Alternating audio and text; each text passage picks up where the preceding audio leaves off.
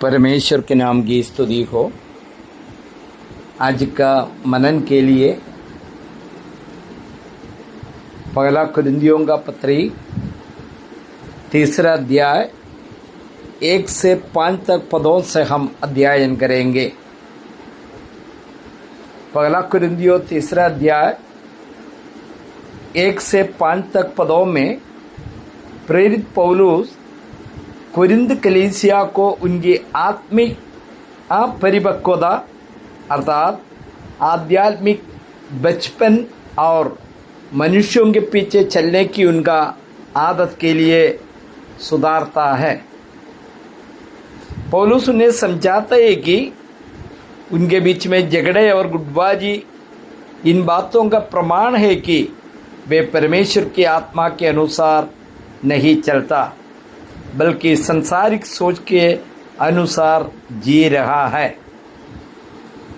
3 अध्याय का पहला पद में हम लोग पढ़ते हैं, हे भाइयों, मैं तुमसे इस रीति से बातें न कर सका जैसे आत्मिक लोगों से, परंतु जैसे शारीरिक लोगों से और उनसे जो मसीह में बालक है। पौलुस कुरिन्थियों की मसीह भाइयों को भाई समझते हुए बातें करता है। उद्धार पाया हुआ कलीसिया का सदस्य अपना भाई समझते हुए बातें करता है, उनको भाई के रूप में मानता है, लेकिन उनका व्यवहार संसारिक या शारीरिक लोगों जैसे है। वे आत्मिक रूप से इतना कमजोर है कि पौलुस उनसे गहरी और गूढ़ बातें नहीं कर सकता। जो व्यक्ति उद्धार पाकर बपतिस्मा लिया कलीसिया में सदस्य है, उनसे परमेश्वर यही प्रतीक्षा करते हैं कि वो निरंतर आत्मिक उन्नति करनी चाहिए।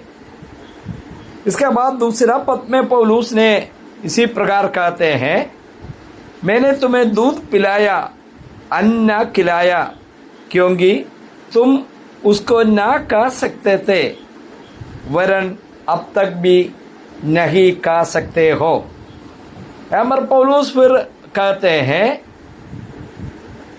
उन्हें परमेश्वर के वचन की बुनियादी बातें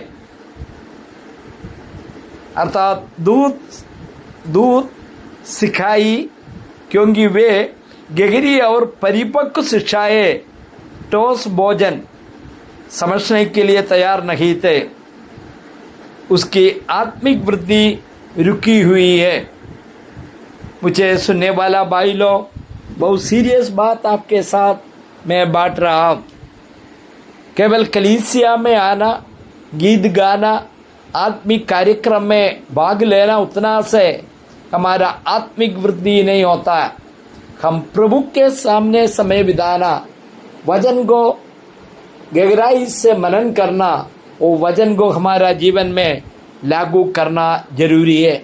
हम पौलुस क्या कहते हैं, अभी आपको ऐसा भोजन जो ठोस भोजन है उसको खिला नहीं सकता, केवल दूध पिलाना ही है। आत्मिक रूप में हम लोग एक एक दिन बढ़ना पौलुस चाहते हैं।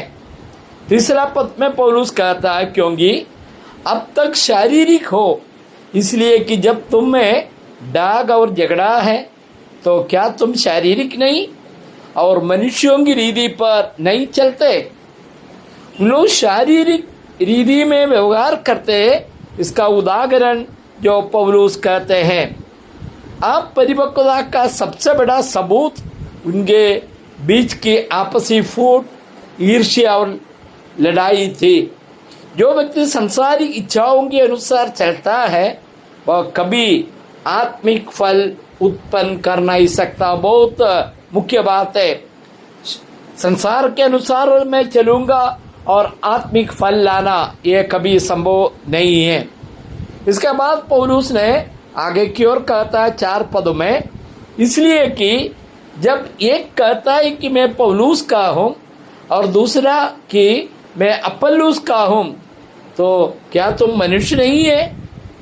यहाँ पर उनका जो आत्मिक स्थिति को बताता है कलीसिया में गुटबाजी, मनुष्यों के अनुसरण जो गुटबाजी हो रहा, कलीसिया दो गुटों में बढ़ गई थी। एक समूह पौलुस को अपना नेता मानता था और दूसरा अपुल्लोस को। पौलुस स्पष्ट करता है कि वे मनुष्यों के पीछे चलकर अपनी आत्मिक पहचान खो रहे हैं और कलीसिया को कमजोर कर रहा। प्यारे भाइयों, ये बहुत मुख्य बात है। कलीसिया में कभी भी कोई व्यक्ति का पीछे ये अच्छा है ये बुरा है कहना नहीं है। हम लोगों को दूसरे को पहचानना जरूरी है, लेकिन हम प्रभु यीशु मसीह का झुंड में हैं। यह बात आपको और मुझे समझना बहुत जरूरी है। 5वां पद पढ़कर हम लोग समाप्त करेंगे। अपुल्लोस क्या है और पौलुस क्या है? केवल सेवक जिनके द्वारा तुमने विश्वास किया, जैसा हरेक को प्रभु ने दिया। अब पौलुस स्पष्ट रीति में यह बात बताते हैं कि पौलुस और अपुल्लोस कोई ईश्वर या उद्धारकर्ता नहीं, वे केवल साधारण सेवक है जिन्हें परमेश्वर ने उनकी कलीसिया तक सुसमाचार पहुंचाने के लिए माध्यम बनाया। वो माध्यम को हम महत्व नहीं देना, हमारा केवल महत्व देना प्रभु यीशु मसीह जो हमारा उद्धारकर्ता परमेश्वर है। प्रभु के नाम की स्तुति हो, आमीन।